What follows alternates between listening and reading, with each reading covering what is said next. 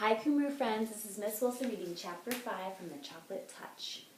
John hung up his coat, got his notebook and pencil out of his locker, and sat down at his small table just in time for the second bell, when Miss Plimsoll walked silently into the classroom. As soon as she appeared in the doorway, all the chattering and scuffling stopped. The 20 boys and girls sat straight in their chairs and looked straight ahead at the clean blackboard. "Good morning, children," Miss Plimsoll said. "Good morning, Miss Plimsoll," the class answered respectfully. Miss Plimsoll sat at her high desk, blinking her eyes as she surveyed the room. Then she opened a little drawer in her desk and pulled out a spectacles case, from which she removed her reading glasses. She removed her long-distance glasses, put on her short-distance glasses, snapped shut the spectacles case, replaced it in the drawer, shut the drawer, tilted her head forward so that she could look over the glasses on her nose, and said, "This morning, children, we are going to have an important test." There were a few groans and a few oohs and ahs.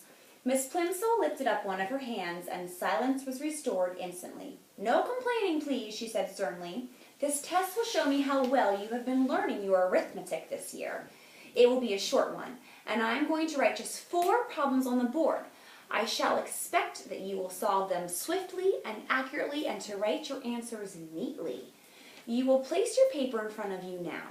You will write your name at the top right-hand corner, and then you will place your pencil beside your paper, sit back in your chair, and wait until I give you the signal to begin work."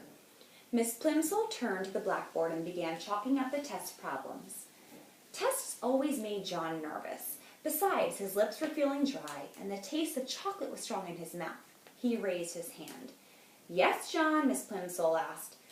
"Please, may I go and get a drink of water? Please, Miss Plimsoll?" he asked in a small voice. "Very well. Hurry back. We're going to start in a few minutes." John gratefully slipped out of the room and walked quickly down the quiet corridor to a water fountain. His tongue felt thick with chocolate. The cold water would be refreshing. He pressed his foot down on the fountain treadle, and a small stream of clear, ice-cold water spurted up from the silver nozzle in a white enamel basin. He lowered his head until the jet of water reached his lips. He opened his lips, and the cold water splashed delightfully outside the outside of his mouth. As soon as the water gushed in, it turned into ice-cold chocolate water, thin and sweet. Quickly stopping the flow, John looked with dismay at the shallow puddle that had formed and was now draining away in the basin of the fountain. He hurried to another fountain on the second floor of the building, but the same thing happened. The clear, ice-cold water turned into liquid chocolate in his mouth. When John finally got back to his classroom, all the other pupils were bent over their tables, busily scratching away. Miss Plimsoll looked up from her book as John tiptoed in. She looked at the clock on the wall, looked back at him, and wagged her finger reprovingly. John began on the first of the 4 problems, but he was so worried about the chocolate water that he couldn't keep his mind on his work. By the time he was ready to start the 4th problem, the other boys and girls were already putting down their pencils and straightening up and smiling at each other. 2 minutes to go," said Miss Plimsoll. Concentrating hard, John took the end of his pencil between his teeth and began to nibble it. It immediately turned to chocolate. Then he noticed an even more disturbing change. Although he had taken the pencil out of his mouth, as soon as the first piece of chocolate had crumbled off, the pencil was continuing to change to chocolate. The chocolate was slowly but steadily moving down the pencil, replacing the wood and the lead inside, changing it into a chocolate pencil before John's very eyes. The magic, for John now knew that his power must be magic, was apparently getting stronger. By the time the whole pencil had changed from red, yellow, and black to dark brown, Miss Plimsoll was announcing that only a few seconds remained in which to write down the final answer. "Just a minute," John pleaded. "Shh," Miss Plimsoll cautioned him, holding up a finger to her mouth.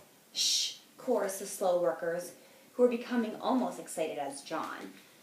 But John felt worst of all. He felt sure that he could finish the problem and write down the correct answer, if only he had something to write with. "But Miss Plimsoll," he begged in a loud whisper, "my pencil's turned to chocolate." "Hush, John," Miss Plimsoll said. "I'll speak to you after the bell."